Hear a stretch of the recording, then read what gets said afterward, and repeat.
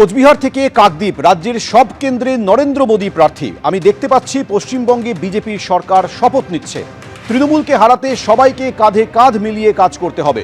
Science সিটিতে কলকাতার booth সদস্যদের বৈঠকে বার্তা দিলেন কেন্দ্রীয় মন্ত্রী সুকান্ত মজুমদার। এই নির্বাচনে আমাদের তৃণমূল কংগ্রেসকে পরাভূত করতে হবে, হারাতে হবে, এবং তার জন্য আমাদের সকলকে কাঁধে কাঁধ মিলিয়ে লড়াই করতে হবে। মনে রাখবেন, প্রার্থী একদম কোচবিহার থেকে শুরু করে আলিপুরদুয়ার থেকে শুরু করে কাকদ্বীপ পর্যন্ত বা কাঁথি পর্যন্ত যদি আপনি ভাবেন, প্রত্যেক জায়গায় নরেন্দ্র মোদী প্রার্থী এবং পদ্মফুল প্রার্থী। এই পদ্মফুলকে জেতাতে হবে, অন্য কোনো কিছু দেখলে হবে না। 26-এ পরিবর্তন হবে, অমিত শাহর বার্তার পর ফের দাবি করেছেন বিরোধী দলনেতা শুভেন্দু অধিকারী। আর কি বলেছেন জয়প্রকাশ মজুমদার, রাখবো আপনাদের সঙ্গে। কতটা অমিত শাহের এই বৈঠক, সেই বৈঠকের আপনারা কতটা উজ্জীবিত? সকলে উজ্জীবিত। আমরা জিতবো, 26-এ পরিবর্তন হবে, আসল পরিবর্তন। এইসব দাবি অনেক দিন ধরেই চলছে। এসব ফাঁকা আওয়াজ শুনে আর কত আমরা বলবো? এগুলো ফাঁকা আওয়াজ আর হতাশার বহিঃপ্রকাশ, এটাও বলতে পারেন। কিভাবে বলবেন? কারণ আমরা আসবো, আমরা জিতবো, আর প্রত্যেকবার হেরে বসে থাকছে। সুতরাং এইসব কথার কোনো গুরুত্ব নেই। পরপর বৈঠক, কর্মী সম্মেলন সেরে ঠনঠনিয়া কালীবাড়িতে গেলেন অমিত শাহ। পুজো দিলেন কেন্দ্রীয় স্বরাষ্ট্রমন্ত্রী।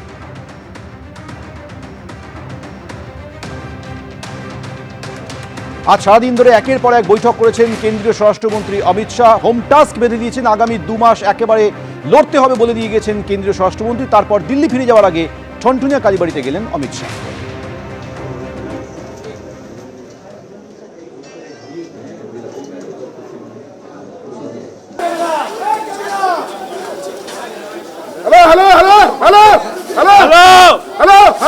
হাটিয়ে হাটিয়ে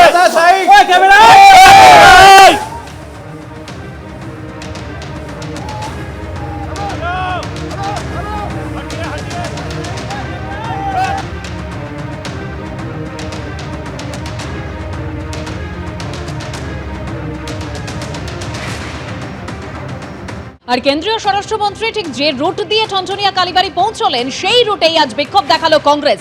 কলেজ স্ট্রিটে কংগ্রেসকে অর্থাৎ বিক্ষোভকারীদের আটকে দেয় পুলিশ।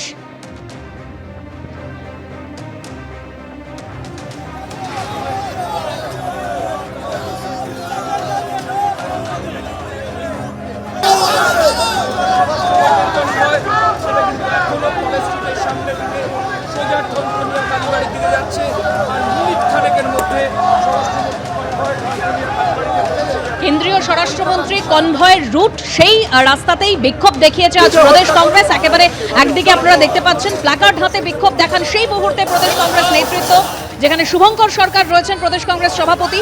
কলেজ স্ট্রিটে বিক্ষোভকারীদের সে জায়গায় অর্থাৎ একটা দিকে আটকে দেয় পুলিশ।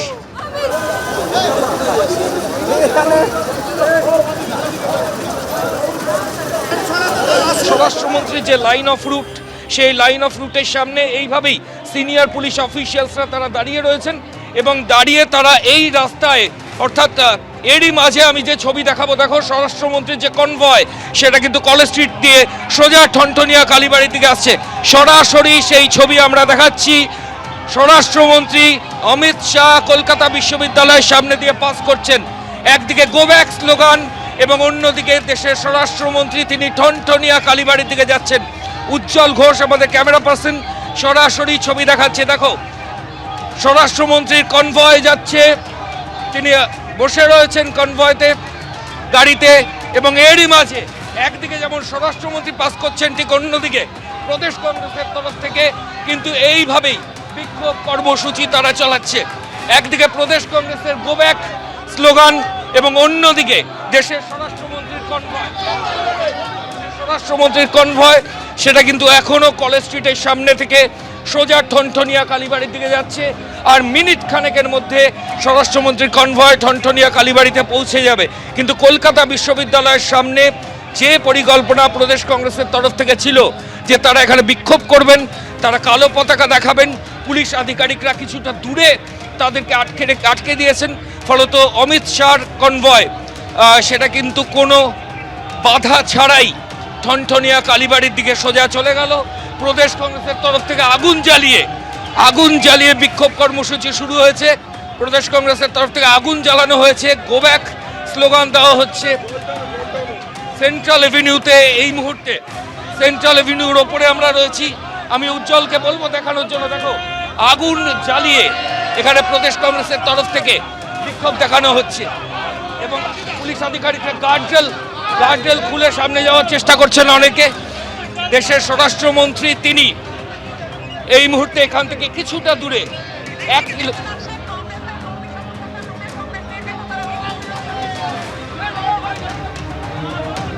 দেখুন, বাঙালিকে খুন করলে, বাংলা ভাষায় কথা বললে, তাদের উপরে অত্যাচার হলে এইভাবে রাস্তায় প্রতিবাদ হবে, কেউ রুখতে পারবে না।